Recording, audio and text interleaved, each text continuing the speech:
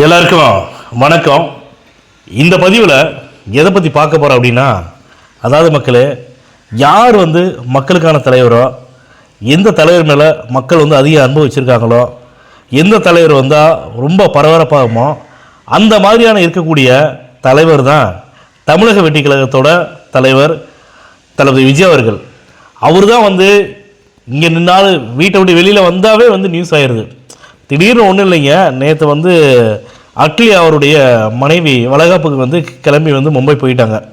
தனி விமானம் மூலமாக போயிட்டாங்க. உடனே இந்த பத்திரிகை மற்றும் மீடியா ஊடகங்கள் எல்லாமே மும்பை சென்று விட்டார், என்ன ஏதுன்னு தெரியல, எதுக்குன்னு தெரியல அப்படின்னு சொல்லிட்டு பயங்கர பரபரப்பாக்கிட்டாங்க. நீங்கள் பார்த்துக்க மக்களே, யார் மேலே, அதாவது இதே ஸ்டாலின் அவர்கள் மும்பை போனாங்கன்னா இவ்வளோ பரபரப்பு இருக்குமா? ரஜினிகாந்த் அவர்கள் மும்பை போனால் இவ்வளோ பரபரப்பு இருக்குமா? இல்லை வேறு எந்த அரசியல் கட்சி தலைவர்கள் மும்பை போனால் என்ன பரபரப்பு இருக்கும் சொல்லுங்கள்? ஆனால் இவ்வளவும் சேர்ந்து யார் போனாலும் பரபரப்பு இருக்காது. ஆனால் விஜய் அவர்கள் மட்டும் வெளியில் எங்கேயாச்சும் போயிட்டாரு அப்படின்னா மட்டும் மிகப்பெரிய செய்தியாயிரும். பாருங்கள், இன்னொரு உதாரணம் ஒன்று சொல்கிறேன், கேட்டுங்க. தமிழக வெற்றி கழகத்தில் இருந்து ஆதவ அர்ஜுனா அவங்க அன்றைக்கி பேசுனாங்க. விஜய் அவர்களுக்கு எதிராக யார் என்னென்ன பண்ணனாலும் சரி, எதிரான கருத்துக்களை சொன்னாலும் சரி, ஆனால் விஜய் அவர்களை தாக்கி நோக்கி வரக்கூடிய அம்பு ஒரு பாலை செவுத்தில் வீசுகிறோம். நம்ம வீசும்போது போகிற வேகத்தை விட செவுத்தில் அடித்து நம்ம கையில் ரிட்டர்ன் வரும் பாருங்க, அது அதிகமான வேகத்தோடு வரும் இல்லையா? டபுள் மடங்கு வேகத்தோடு வரும்.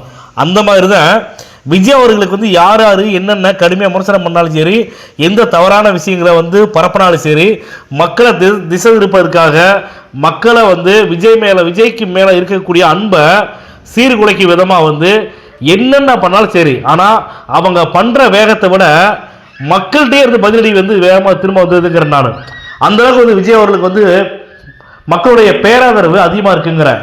இன்னொரு விஷயம் பாருங்க, ரஜினிகாந்த் அவருடைய உண்மையான ரசிகர்கள் பார்த்தீங்கன்னா பிரஸ் மீட் கொடுக்க மாட்டாங்க. சீரியஸாகவே பிரஸ் மீட் கொடுக்குறவங்க எல்லாமே இந்த திமுகவோட கொத்தடிமைங்க தான், திமுகவோட கைக்கூலிங்க தான். ரஜினிகாந்த் திமுகவோட கைக்கூலியா இல்லைங்கிறது எனக்கு தெரியாது. ஆனால் ரஜினிகாந்த் ஐயா அவங்க ஒரு அறிக்கை விட்டது முழுக்க முழுக்க அதில் ஒரு அரசியல் இருக்குது அப்படிங்கிறத நான் நினைக்கிறேன். அதுதான் உண்மையாக இருக்குங்கிறத நான் என்னோட பதிவில் சொல்லிக்க விரும்புகிறேன். ஏன்னா ரஜினிகாந்த் அவர்கள் யார் மேலேயும் எந்த ஒரு விதத்துக்கும் எப்பேற்பட்ட பிரச்சனையாக இருந்தாலும் சரி, ரஜினிகாந்த் அவர்களை கழுவி ஊற்றாத ஆளுகள் யாருமே கிடையாது இந்த அரசியலில். அவர் அரசியல் கட்சி ஆரம்பிக்கிற சொன்னதுலேருந்து அவரை அவங்களும் எல்லாமே விமர்சனம் வச்சுருக்காங்க. ஆனால் எதுக்குமே செவி சாய்க்காத ரஜினிகாந்த் அவர்கள் செவுட்டு தவளையாக இருக்கணும்னு சொல்ல ரஜினிகாந்த் அவர்கள் ஏன் இப்போ